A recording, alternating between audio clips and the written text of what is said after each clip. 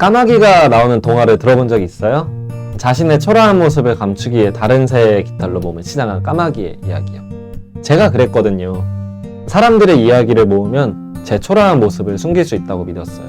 하지만 다른 새의 깃털은 검은 깃털과 비교되었고 그럴수록 제 부족함만 선명하게 느껴졌죠. 동화는 깃털을 모두 빼앗긴 까마귀가 슬퍼하면서 끝이 나요.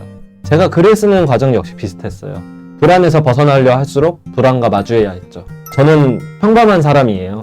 남들처럼 화려하거나 특별한 깃털 대신에 칙칙하고 검은 깃털을 가진 까마귀랑 비슷해요. 부족함을 인정하는 과정은 정말 힘들었지만 제게는 참 소중했어요.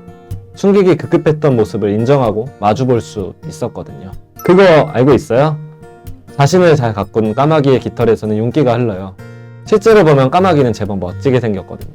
저는 타인이 바라보는 방향을 쫓지 않으려고 해요. 제가 가진 깃털을 가꾸면서 지내요. 저는 평범함의 가치를 찾아내며 사는 사람입니다. 25명의 25살 이야기를 담은 책이에요. 같은 나이에 사람들을 찾아다니며 물었어요. 25, 너희는 어떻게 살고 있냐고. 무슨 일을 하는지보다 무슨 생각을 하는지 듣고 싶었어요. 사람들을 찾아다녔던 과정은 서술글로 사람들과에 대한 인터뷰로 적었어요. 솔직해져야만 글을 쓸 수 있었고 저는 그게 참 어려웠어요. 제가 그토록 겁내고 있던 불안을 마주해야 글을 쓸 수 있었으니까요. 서술글이 제 이야기라면 인터뷰는 25살들의 이야기예요. 같은 질문으로도 다양한 대답을 들을 수 있었어요. 전 25의 불안에 주목했지만 모두가 25을 불안하게만 보내는 것은 아니었어요. 같은 곳에 서 있어도 다른 곳을 보고 있었어요. 대화를 할 때마다 노트에 이야기를 적었고 저는 그 과정을 단어를 줍는 순간이라고 표현했어요. 사람들의 목소리가 묻어나는 단어를 주었고 그것을 묶어내 다들 아무렇지 않은 척 살고 있지만을 쓸 수 있었고요. 부끄러워서 쓰기 시작했어요. 좋아했던 친구가 제게 물었거든요. 꿈이 무엇이냐고. 간단한 질문이었는데 왜 그렇게 부끄럽게 느껴졌을까 싶어요. 꿈을 향해 나아가는 그 친구가 화려해 보여서인지 아니면 대답도 못하고 멀뚱멀뚱 서 있던 제가 초라했기 때문인지 몰라도 그 친구 옆에 서 있으면 저 자신이 부끄럽더라고요. 저는 달라지고 싶어서 글을 썼어요. 그 친구는 쓰고 싶은 이야기를 적어달라며 제게 노트를 선물했어요. 저는 노트를 채우면 그 친구처럼 꿈을 꿀 수 있을 거라고 믿었어요. 노트 하나 채운다고 삶이 달라질 거라니. 말도 안 되는 거야 물론 알고 있죠. 그렇지만 제자리를 벗어나지 못하는 스스로가 싫어서 그 친구의 삶을 담고 싶어서 노트 빈 페이지가 저라고 느껴져서 노트를 채우기로 다짐했어요. 그렇지만 도대체 무슨 이야기를 채워야 할까? 저는 그 친구의 질문에 대답하고 싶었어요. 그래서 25살들을 찾아다니며 물었죠. 너는 꿈꾸고 있냐고. 꿈꾸며 사냐는 질문이 나만 이렇게 어렵냐고. 25살의 이야기를 모아온 제가 이렇게 말하는 게 웃기지만 사실 25이라는 숫자에 뭐 그렇게 큰 의미가 있겠어요. 25이 되었다고 특별한 순간이 펼쳐지는 것도 아니잖아요. 그럼에도 저는 25들을 찾아다녔어요. 제게 25은 연결고리를 의미했어요. 저와 같은 시기의 사람들을 찾아다닐 수 있는 연결고리였죠. 저는 이 연결고리가 독자분들과도 이어질 수 있다고 생각해요. 25들은 이렇게 지내는구나 하는 이야기가 아니라 책을 읽으며 자신의 25 시절로서 혹은 곧 맞이할 나이로서 책을 덮은 다음 자신의 이야기를 보탤 수 있는 우리 이야기로 전달이 되었으면 하고 희망해요. 3년 동안 이 이야기를 썼어요. 그렇게 오래 걸린 건 그만큼 포기했기 때문이었어요. 사람이 좋아서 모아온 이야기였지만 사람이 싫어져 포기했었고 내가 무슨 책을 쓰겠냐며 겁을 먹고 노트를 밀어두기도 했어요. 하지만 포기하는데 마땅한 이유란 게 어디 있겠어요. 저는 그저 게을렀고 무기력했어요. 많이 헤매느라 3년이나 걸렸네요. 대체 어떤 이야기로 노트를 채울 수 있을까? 포기를 반복하다 그렇게 포기했던 순간들을 그대로 적기 시작했어요. 25들을 한자리에 모은 이유 역시 포기하기 위해서였어요. 조그마한 동네 바를 대관한 후에 25들을 한자리에 모으는 소소한 파티를 열었거든요. 여전히 노트를 채우지 못했지만 25들이 한자리에 모여서 이야기를 나누는 것으로 책의 결말이 될 수 있다고 생각했어요. 하지만 파티를 끝냈음에도 개운하지 못했어요. 이야기를 성급하게 끝내려 할수록 도망치고 있는 제 모습이 보일 뿐이었어요. 사람들은 제게 자신의 삶을 보여주었지만 저는 글을 끝내는 것이 버겁다는 이유로 책임을 외면하고 있었어요. 파티가 끝난 다음 모두가 떠나간 방에서 혼자 빈 천장을 바라보며 중얼거렸어요. 다시 글을 쓰고 싶다고 솔직하게 말했어요. 둥지를 떠난 새는 어디로 날아갔을까? 책의 첫 장은 어린 시절 둥지에 놓인 알을 구경했던 기억으로 시작해요. 알은 새가 되었고 새들은 날아갔어요. 둥지박 세상이 두려워 남아있던 어린 새를 떠올리며 질문을 던졌죠. 책을 쓰면서 답을 제시하기보다는 질문을 던지는 것에 집중했어요. 어떻게 살아야 할까? 하고 싶은 것은 무엇일까? 여러 25들에게 질문을 던졌고 그들의 이야기를 적었어요. 사실 어떻게 살아야 할까라는 질문만큼 답 없는 질문도 없는 것 같아요. 꿈을 쫓던 친구는 허물을 말했고 안주했던 친구는 열정을 그리워했어요. 꿈을 놓았던 친구는 그로 인해 다른 꿈을 잡기도 했죠. 저마다 다른 답을 가진 질문에서 정답이 어디 있겠어요.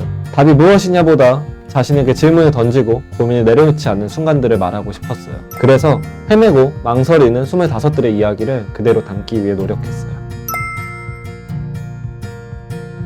자살을 생각했거나 어린 시절 부모와 결별한 사건, 자신을 감싸고 있는 우울, 이상하게 인터뷰를 시작하면 비밀을 털어놓던 친구들이 많았어요. 왜 그럴까 생각을 해봤는데 제가 인터뷰를 잘해서 나온 결과는 아니었어요. 저는 정말 가만히 있었거든요. 그저 내 이야기가 궁금해 라는 한마디 말에 사람들은 자신의 이야기를 털어놓곤 했어요. 자신의 삶에 귀를 기울여 주었던 이유만으로 눈물이 맺히도록 자신조차 잊고 지냈던 과거 아픔을 말해주던 친구들이 기억나요. 처음 꺼내는 이야기라고 말했지만 그렇다고 비밀은 아니었어요. 그저 자신을 마주하는 것이 처음이라고 했어요. 어쩌면 우리는 너무 바쁘게 앞을 바라보느라 나를 바라보지 못했던 것이 아니었을까 싶어요. 자신의 이야기를 함으로써 자신을 알게 되었다는 상대의 말이 제겐 참 큰 힘이 되었어요. 인터뷰로 구성된 책이다 보니 책 속에서 던지는 질문들이 많았어요. 그 중에서 제가 좋아하는 질문이 하나 있어요. 어릴 적을 생각하면 언제부터 기억나? 그러니까 첫 기억이 뭐야? 질문을 던지면 사람들은 고개를 비스듬하게 기울였고 턱을 개며 어린 시절로 돌아갔어요. 저 역시 질문에 대답을 해보면 어머니 다리를 붙잡고서 잠들던 밤이 기억나요. 어머니는 해가 뜨기 전이면 집을 나서며 우유 배달을 하셨어요. 아침이 되어 눈을 뜨면 아버지 또 어머니도 보이지 않는 집이 무서워 밤이면 어머니 다리를 붙잡고서 잠이 들곤 했어요. 이런 소소한 기억이 쌓여가는 대화를 좋아해 매번 묻곤 했어요. 요즘도 사람들과 대화할 때면 질문을 던져요. 어릴 적을 생각하면 언제부터 기억나요? 너는 어때? 꿈꾸고 있어? 라는 질문은 글을 쓰는 내내 저를 따라왔어요. 그리고 여전히 이 질문을 던지면서 지내요. 제겐 꿈을 꾸고 있냐는 질문이 무겁게만 들렸어요.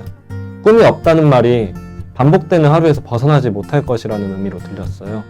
꿈꾸지 않았다는 이유로 삶이 여기서 멈춰버릴까 불안했거든요. 꿈이 뭐냐는 질문은 시간과 비례하여 입에 담기가 점점 어려워진다고 느껴요.